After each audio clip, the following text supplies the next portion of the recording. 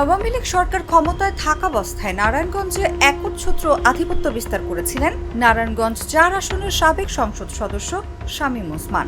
সর্বমহলেই তার একচ্ছত্র নিয়ন্ত্রণ থাকত।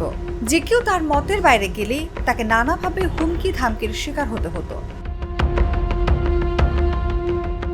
নিজ দলীয় নেতা কর্মী থেকে শুরু করে প্রশাসনের কর্মকর্তারাও তার হয়রানি থেকে মুক্তি পেতেন না। শামীম ওসমান প্রায় সময় বিভিন্ন সভা সমাবেশে প্রকাশ্যে অহংকার করে নিজের অস্ত্রবাজি সহ নানা অপকর্মের কথা তুলে ধরতেন। সেই সঙ্গে বিভিন্ন মহলকে তার এ সকল অপকর্মকে হাসি মুখে স্বীকার করে নিতে হতো।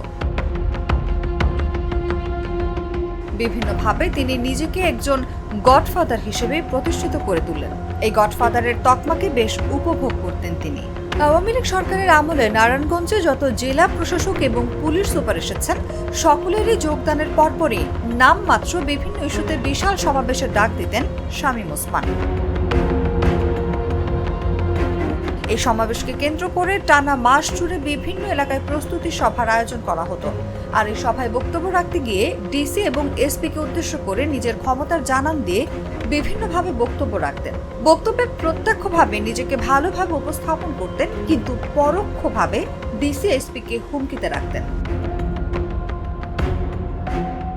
শামীম ওসমান সম্পর্কে ঢাকা বিশ্ববিদ্যালয়ের গণযোগাযোগ ও সাংবাদিকতা বিভাগের অধ্যাপক রোবায়েত ফেরদৌস সম্প্রতি একটি অনুষ্ঠানে বলেন, বিগত সরকারের আমলে নারায়ণগঞ্জে একটা মাফিয়া তৈরি হয়েছিল।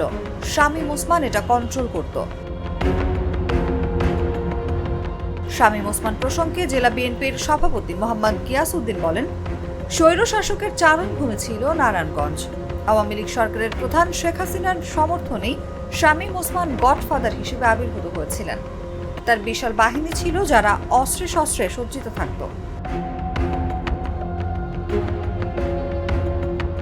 ছাত্র জনতার আন্দোলনের সময়ও তার অস্ত্রের শোডাউন নারায়ণগঞ্জবাসী প্রত্যক্ষ করেছে। সব মিলিয়ে সন্ত্রাসের রাজত্ব কায়েম হয়েছিল নারায়ণগঞ্জে।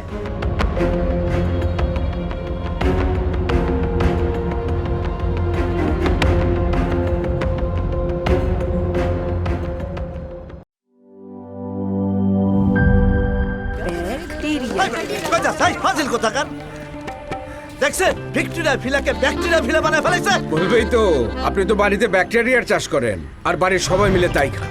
মানে অস্বাস্থ্যকর পানির ট্যাঙ্ক বদলে নিয়ে আসুন সেরা ওয়াটার ট্যাঙ্ক। সেরা ওয়াটার ট্যাঙ্ক অ্যান্টিব্যাকটেরিয়াল অ্যাডিটিভ যুক্ত সেরা ওয়াটার ট্যাঙ্ক বিশুদ্ধ পানিতে ব্যাকটেরিয়া জন্মাতে দেয় না।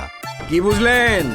বুঝলাম, সেরা হলো ব্যাকটেরিয়া মুক্ত দীর্ঘস্থায়ী ওয়াটার ট্যাঙ্ক। সেরা ওয়াটার ট্যাঙ্ক ব্যাকটেরিয়া মুক্ত দীর্ঘস্থায়ী ট্যাঙ্ক।